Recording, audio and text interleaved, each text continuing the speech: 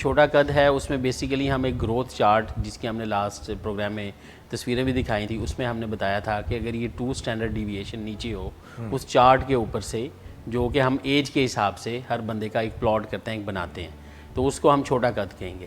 اب چھوٹا قد میں ہم نے جو یہ گانوں میں بھی تو ہوتا ہے سجنا دا قد چھوٹا ہے، ایسی باتیں ہوتی ہیں۔ ہاں، اس میں جو چھوٹا قد ہے اس میں جو سب سے امپورٹنٹ چیز ہے وہ کنسرنز ہوتے ہیں۔ وہ کنسرنز کس کے ہیں؟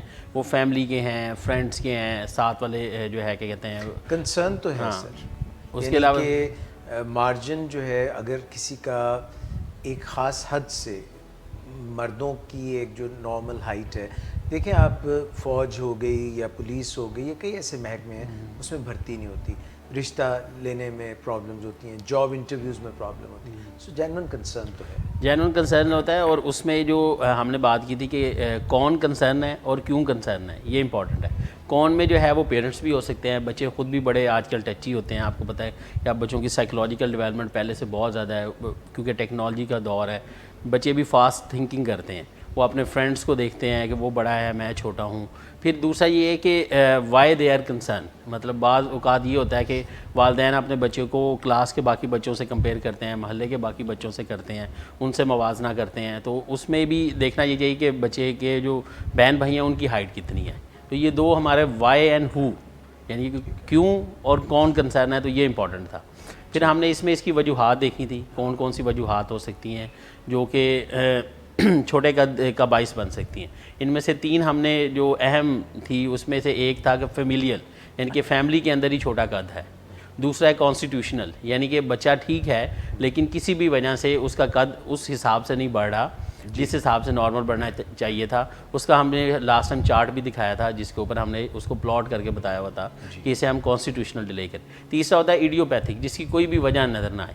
تو تقریباً جو ہماری جتنی چھوٹے قد کی وجوہات ہیں اس میں سے 90% جو کازز ہیں جو ہیں وہ تقریباً یہ ہوتی ہیں، یعنی کہ جن میں سے 3 یہ اہم ہیں۔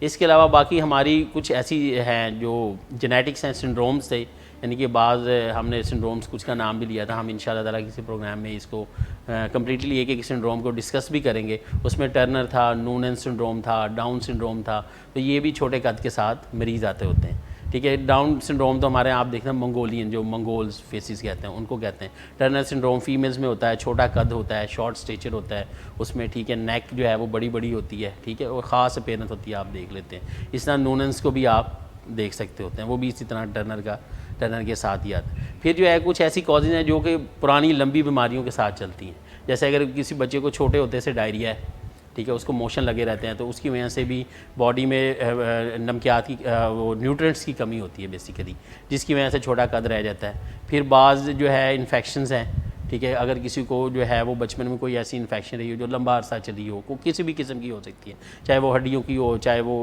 پیٹ کی ہو، کسی بھی، اس کی وجہ سے قد چھوٹا ہو سکتا ہے۔ پھر جو ہے وہ آپ کے اینڈوکرائن ڈس آرڈرز ہیں جو کہ ہماری فیلڈ سے زیادہ ریلیٹڈ ہے۔ اس میں جو ہے وہ گروتھ ہارمون کی ڈیفیشنسی، یعنی کہ وہ ہارمون یا وہ رطوبت جو کہ قد کو بڑا کرنے میں جو ہے وہ ہیلپ کرتی ہے، اس کی کمی ہو جائے، ٹھیک ہے۔ پھر اس کے علاوہ ہائپوتھائرائڈزم، ہم نے کہا کہ تھائرائڈ ہارمون اگر باڈی میں کام نہیں کر رہا تو اس کی وجہ سے ہو سکتی ہے۔ تو یہ چیدہ چند وجوہات ہیں، اس کے علاوہ اور بھی بہت سی لمبی لسٹ ہے، لیکن یہ ہمارے جو 90% سے زیادہ جو یہ قد چھوٹا ہونے کی وجوہات ہیں، ان میں سے فیملی، کانسٹیٹیوشنل اور ایڈیوپیتھک، یعنی کہ جس کی کوئی وجہ نہ ہو، یہ 90% ہمارے ہوتے ہیں۔